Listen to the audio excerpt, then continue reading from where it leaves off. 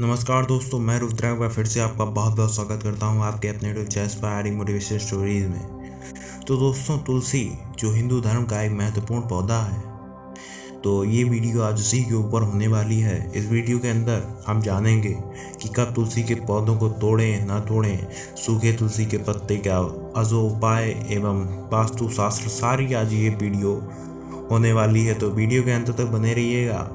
चलिए वीडियो की शुरुआत करते हैं।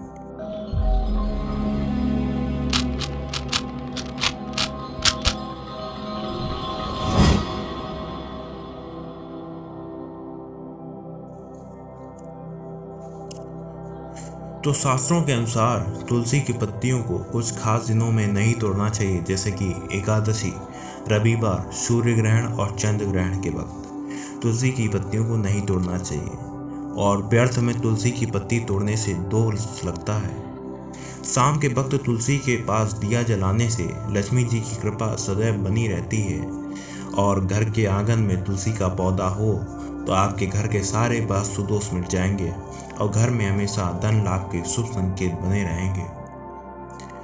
तुलसी का पौधा परिवार को बुरी नज़र से बचाता है और तुलसी का पौधा नकारात्मक ऊर्जा का भी नाश करता है। यदि सूखा तुलसी का पौधा घर में रखा है तो वह अशुभ है, उसको आप तुरंत हटा दीजिए। यदि पौधा सूख जाए तो उसे किसी पवित्र नदी या तालाब या किसी कुएं में प्रवाहित कर दें। सूखा पौधा हटाने के तुरंत बाद नया तुलसी का पौधा लगाएं। और वास्तु शास्त्र के अनुसार तुलसी का महत्व जान लेते हैं। तो वास्तु के अनुसार तुलसी को ईशान कोण यानी पूरब और उत्तर के कोण में लगाना उत्तम माना गया है। इसके अलावा पूरब और उत्तर की दिशा में भी तुलसी लगा सकते हैं। वास्तु शास्त्र के अनुसार घर में तुलसी का पौधा दक्षिण दिशा को छोड़कर किसी भी दिशा में लगा सकते हैं, लेकिन दक्षिण दिशा में तुलसी का पौधा लगाना बहुत ही नुकसान देने वाला माना गया है। और साथ ही यह भी ध्यान रखने की ज़रूरत है कि तुलसी के आसपास कोई भी अन्य पौधा ना रहे। वास्तु के अनुसार तुलसी के पौधे के आसपास अन्य पौधों का होना अशुभ माना गया है। ऐसा माना जाता है कि तुलसी के आसपास घास या अन्य पौधा घर में दरिद्रता की स्थिति पैदा करता है। तो आइए अब तुलसी की पूजा के लाभ जान लेते हैं। भगवान विष्णु को तुलसी बहुत प्रिय है और केवल तुलसी दल अर्पित करके श्री हरि को प्रसन्न किया जा सकता है। शास्त्रों में कहा गया है कि तुलसी जी की बात भगवान विष्णु कभी नहीं टालते हैं। इसीलिए अगर तुलसी माता प्रसन्न हो जाए तो सब तकलीफें दूर हो जाती हैं और सभी मनोकामनाएं पूर्ण हो जाती हैं। तुलसी का पौधा हमेशा से आस्था का केंद्र रहा है। तीज त्योहार हो या पूजा पाठ का हर काम इस पवित्र पौधे की पत्तियों का इस्तेमाल किया जाता है। विशेषकर कार्तिक महीने में तुलसी का महत्व और भी बढ़ जाता है।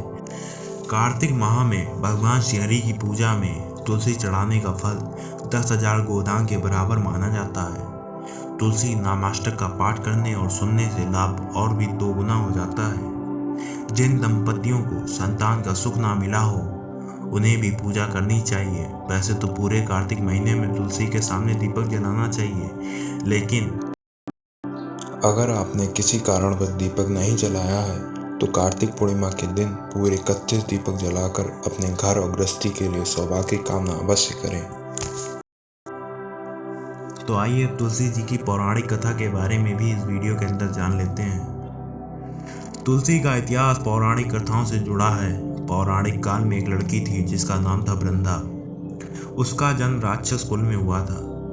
वृंदा बचपन से ही भगवान विष्णु जी की परम भक्त थी। बड़े ही प्रेम से भगवान विष्णु की पूजा किया करती थी। जब वह बड़ी हुई तो उनका विवाह राक्षस कुल में दानवराज जालंधर से हो गया।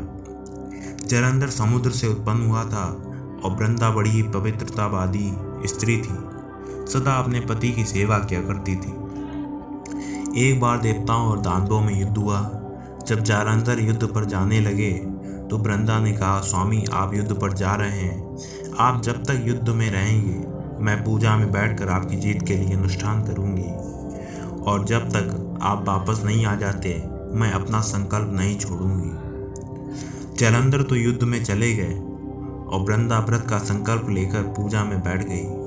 उसकी इस सच्ची निष्ठा वाली पूजा अनुष्ठान और संकल्प की वजह से जालंधर इतना ताकतवर हो गया था, या फिर ऐसा कह सकते हैं कि वृंदा की पूजा जालंधर का रक्षा कवच बनकर रही थी, जिस वजह से देवता उसे जीत नहीं पा रहे थे। सारे देवता जब हारने लगे तो सब देवता भगवान विष्णु जी के पास गए। सबने भगवान से प्रार्थना की तो भगवान कहने लगे कि वृंदा मेरी परम भक्त है, मैं उसके साथ छल नहीं कर सकता। पर देवता बोले, भगवान दूसरा कोई उपाय भी तो नहीं है, अब आप ही हमारी मदद कर सकते हैं।